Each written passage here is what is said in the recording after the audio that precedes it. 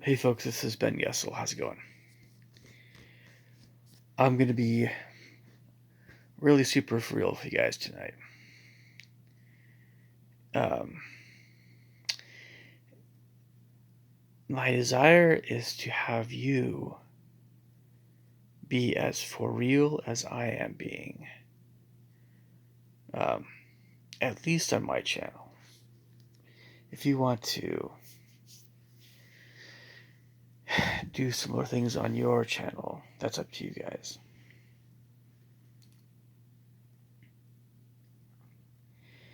One of the things to start this off, this train of thought, that I should mention, I had one of the public school teachers that I remember, having.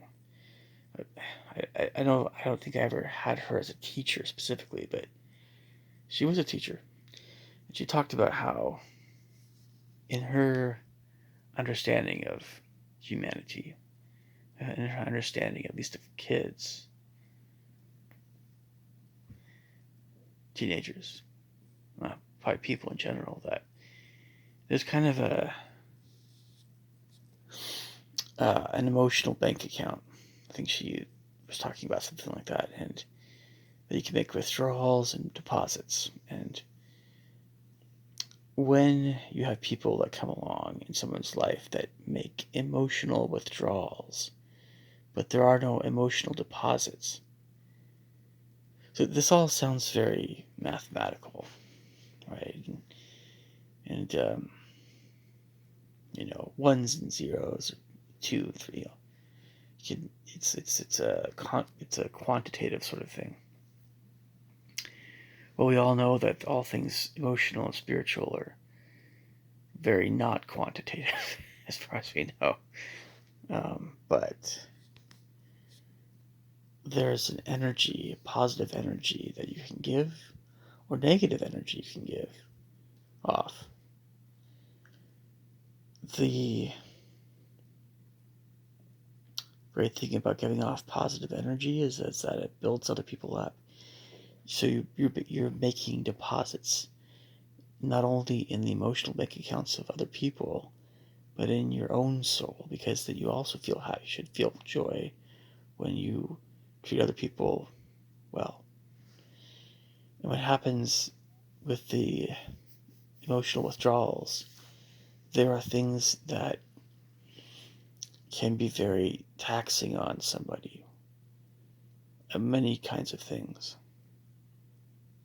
I use the word emotional. The word spiritual is not too far away as well. They are connected. But there are emotional things that can be very taxing on people. Stress, in a way, can be.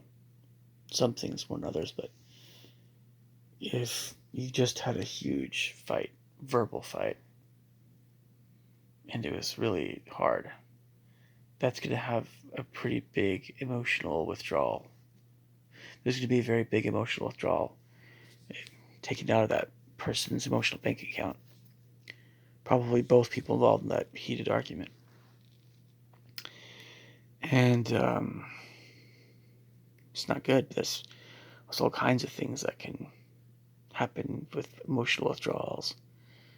And with this term I'm using, it's not withdrawing from other people. It's withdrawing actual joy from within one's soul to deal with something, or someone actually feeling that actually someone that's actually taking it out of you, like an emotional vampire. That could also happen too.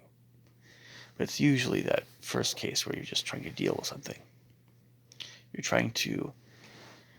You're experiencing negativity from other people. And so you're trying to, you can take a toll. I'm starting this video out with this subject because this is not make-believe. This is not make-believe stuff. We can't hold an emotion. We can't see its color. We can't weigh it. We can't measure it. We can't. but it's still real. It's a very real thing. How do you know it's real? Because we can feel emotion. The person who doubts emotion is it's just central to life. I think that person is especially robotic person indeed. I don't know. It's a weird thing to doubt the reality of emotions, the significance of them. I don't know if that's weird's the right term, but it's not the sort of thing that I enjoy doing. I just tell myself, and because I know I can feel emotions, they are real. I'm talking about very real things here. So,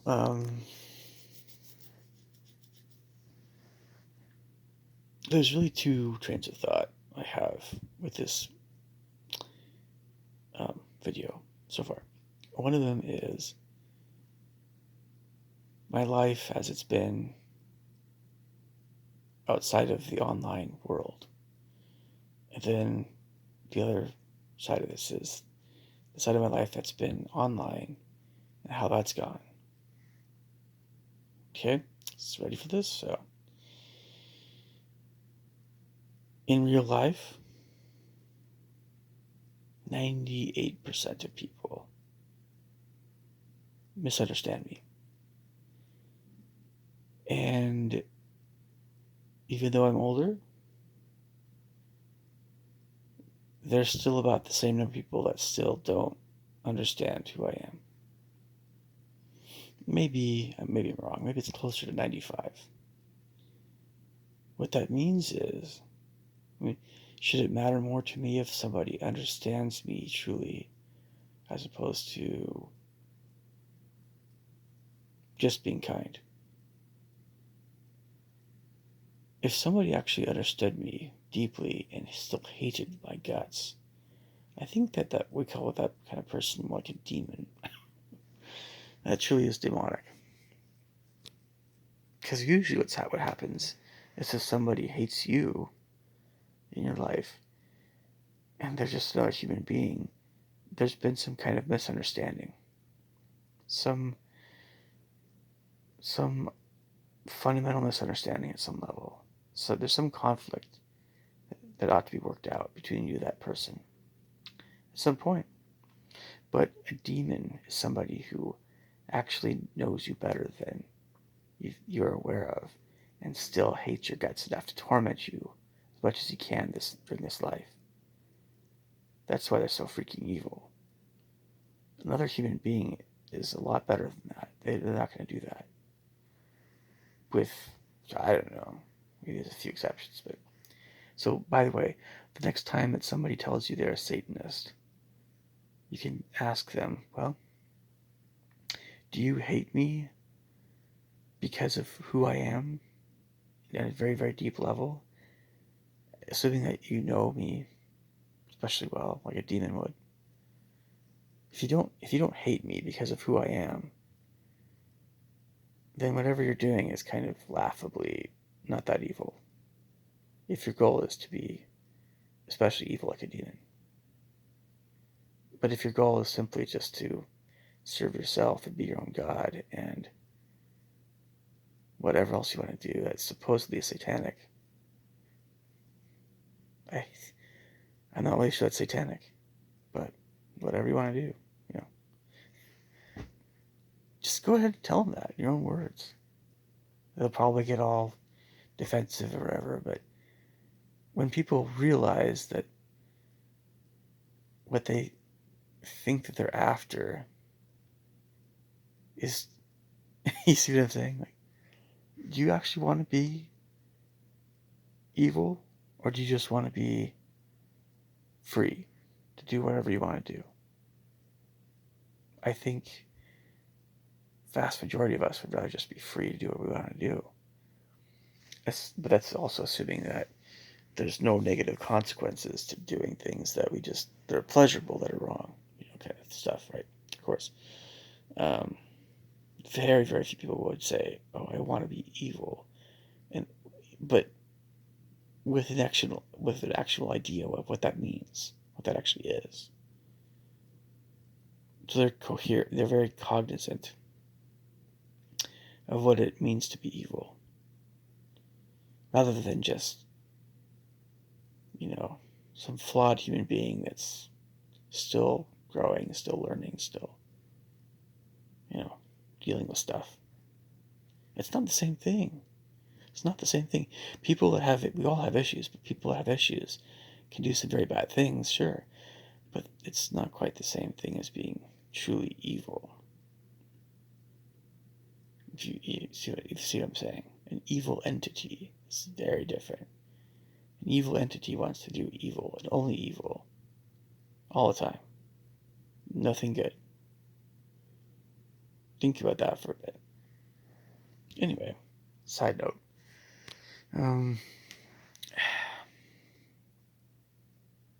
Emotional bank accounts and how I've been treated, how you've been treated, in real life versus online stuff. Well, most of the time in life, people have not treated me the way I would like to be treated. I haven't met people I would prefer to have met. Most people I just know. But I don't really think about that too much. Not really all that much. But yeah, I've been very socially not happy with most people. That's an understatement. Things online? Well, so much of the time when you're online, you're not really interacting with people. You're just this entertainment going on. So usually it's the comment sections of YouTube. Basically, that's what it is. I do very little communication online outside of YouTube.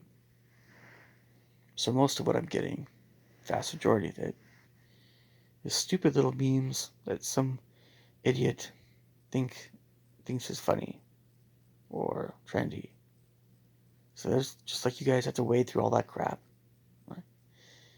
It's not really always crap. Sometimes there's a lot of nice kids that do that stuff.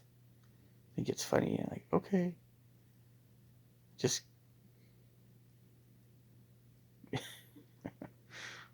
great. Did you know I drew a word today? That word was a thing. Aren't I special? I drew the word thing. Wow. Can you make that a meme? What if I were to pick my nose? Is that a meme? Like lately? Yeah, I don't know. I'm assuming you guys got my humor there. Got my point. It's just... But look, that's just one little iota. Oh, that's a pretty big iota of what's going on in YouTube comments. And it can be assumed, rightly assumed by this point, that for the most part, when you talk to people in comment sections, they're between the ages of 12 to probably 25, maybe 30 tops. Maybe I'm being a little bit severe. Maybe it's a bit older than that. Maybe it doesn't really matter after a certain point in life. After your mid-20s, just doesn't matter, But up to that point, people are still kind of growing up in a very real way, a very marked way. Yeah. So how I treat people in real life. Well, when you gain a lot more awareness of other people, see, it's always knowledge, right? It's always comprehension and going through hard experiences to make you stronger. When you realize what people really are like, it changes the whole power dynamic in the social aspect. Whether or not you're happy or not so happy, whether or not you're especially social or not. Because people can't pull the wool over your eyes anymore. in a manner of speaking. Now, you can still be, a little bit odd in your own way, like myself. You can, but it's kind of like you can see other people for how they are, or how they're at least presenting themselves. You can kind of just see things more as they are. It makes people feel very uncomfortable when their little weaknesses and sins and flaws are definitely a little bit more, that they're not as hidden, at least to you. That's a good thing, but it means that you're wiser, and it means you're less whatever, and it's not always joyful, but at least you don't feel like you can be taken advantage of as much, in whatever way. So it also means that you tend to, I don't know, since a lot of people are idiots in the world, that kind of means that for a lot of us that don't want to be around those idiots, we tend to spend a lot of time by ourselves until we meet somebody really awesome. I don't know. That's just, why God? Why did you make the world like that? I don't know. It's for the next life, if we really have that conversation more concretely. But so on this online thing, but before I get to that again, if I've found that if I'm interacting with people that are more positive, that tends to really help me feel better. I mean, take the negative people that I'm interacting with, and take the positive people. If there are a lot more people that are positive than negative, even if your relationships aren't all that deep, or many of them aren't that deep, you're going to end up feeling pretty good. If most of the people that you are around are negative, very few are positive, and especially going through a lot of crud, it's going to take a heck of a lot of strength on your part just to make it through the day. You're crying yourself to sleep every night. That's freaking hard. Freaking hard. We don't always know who those people are, because everybody puts on a brave face.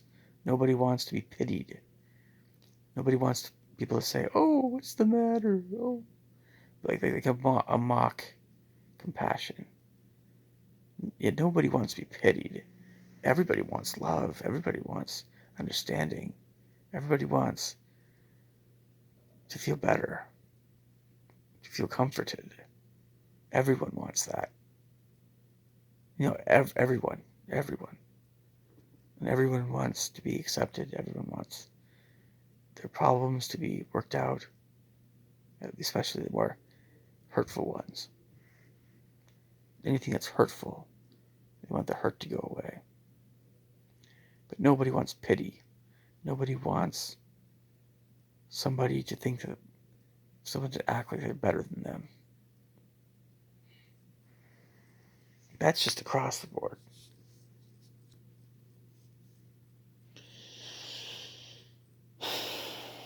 So this again, okay. So this online thing, in my opinion, the people that act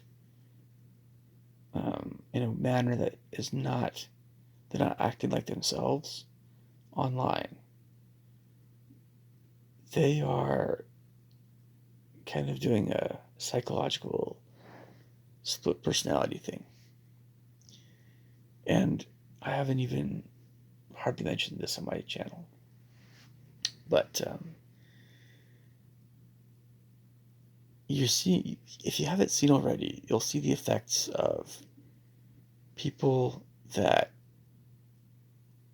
will have a personality that is in direct conflict with their real personality, with that other personality is what they're showing on YouTube. And they'll find some people that when that other personality that's their YouTube personality is more successful, they are, the more often they're doing this other personality. Depending on, again, what that personality is like, they'll go nuts. They'll go berserk. Because, why? Because they're not being themselves. You wonder if that's happened to Jim Carrey. Well, Jim Carrey,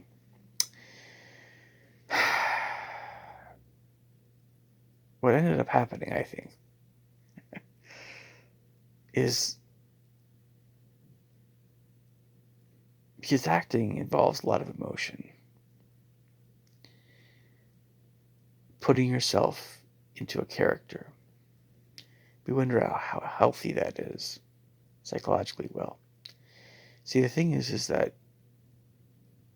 everybody's a teensy bit different, right?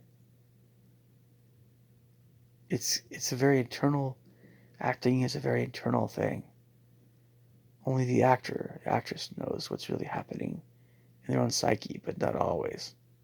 But you can kind of tell. Jack Nicholson versus Jim Carrey. It's a good comparison. Nicholson is kind of a surly guy. Surly. He's not always very pleasant, but he can be. But he's surly about a number of things. He doesn't want to be old. I get it, sure. I've mentioned him before in some other way. But Nicholson, if he's sad, or if he's hurt about things, or whatever, that side to him, it's probably not due to his playing different roles. It's probably due to something else. I don't want to get into what I think that would be. And I think he's very private about those times when he's feeling sad. Whereas Jim Carrey, in a way, is a lot more of a public personality in a way than Nicholson. In a way. He's been so transparent about himself the last, I don't know how long, several years. This is who I am. He's saying this is who I am. I am this super chummy, friendly guy. And he is a chummy, friendly guy. He's very much for real. I think Jim Carrey's an amazing guy. He's creative, he's spontaneous. He's eccentric and weird and offbeat and funny guy. He still is very funny. But when you're playing a role and you have to just nail it, and everything has to be these extreme facial expressions. It takes a ton of energy. And no, that wasn't who Jim Carrey was. But he did such a good job of it. So, but here's the kicker. Jim's personality, he is a more sensitive person at heart. How can you tell? Well, I don't know. It's just a different personality that Nicholson has compared to Carrey. Nicholson isn't really hurt by other people as much. I don't know why. I think he's more interested in sex and his cigars, and I don't know, he doesn't let himself get hurt in his own psyche as much. Although he has a sensitive side. It's kind of like, I don't know, thicker skin? I'm not really sure. I don't know. Maybe he just doesn't show the hurt as much. But Carrey, it's kind of like if you're surly and impatient about things, it kind of makes it easier to not have no time to be sad. You're too wrapped up in being grumpy, right? Okay, so, but with Carrey, I mean, he's been so for real with everybody, especially more recently, in more recent times. And you hear all his thoughts. I mean, you really do see his real emotions coming through more than in the past. It's so good. And I know he says some crazy things. Whatever. I just appreciated him for being himself. I'm sure Nicholson would totally agree. But Jim Carrey, in his heart of hearts, if he hears something especially hurtful, I know that hurts him more than many people. And it kills me to think that that's happened to him. I don't think that Jim is the most sensitive of people, but it's how emotionally reciprocative he is. He just picks up on those good vibes or bad vibes. I would totally love to hang out with Jim Carrey. I mean, totally love to talk to him. And someone could say he's still very arrogant or he's still a jerk or whatever. Okay, that's Hollywood. And, Jim is not maybe as he should be yet, but, I mean, you could really have a great conversation with him, man.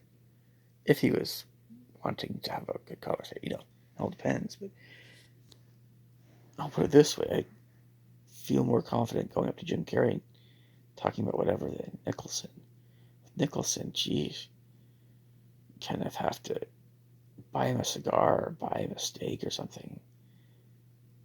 Or just, I don't know, expect to be treated a little like crap for a bit before he's like, oh, you're a halfway decent guy. Well, thank you, Jack. It doesn't mean anything by it. I don't know. It's like, so,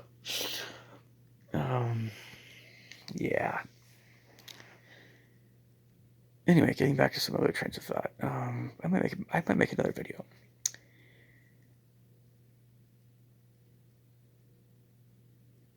So,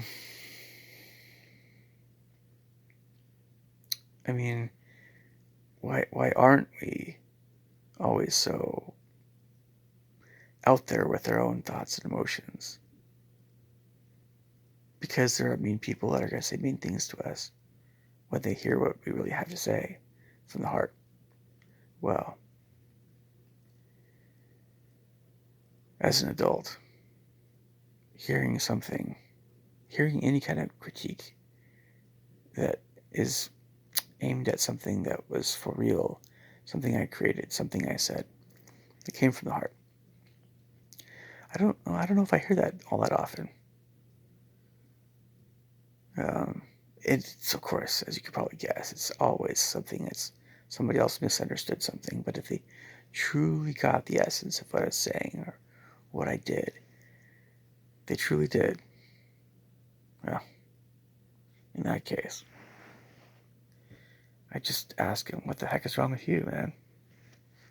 Can't you have a beef with Mormons or something?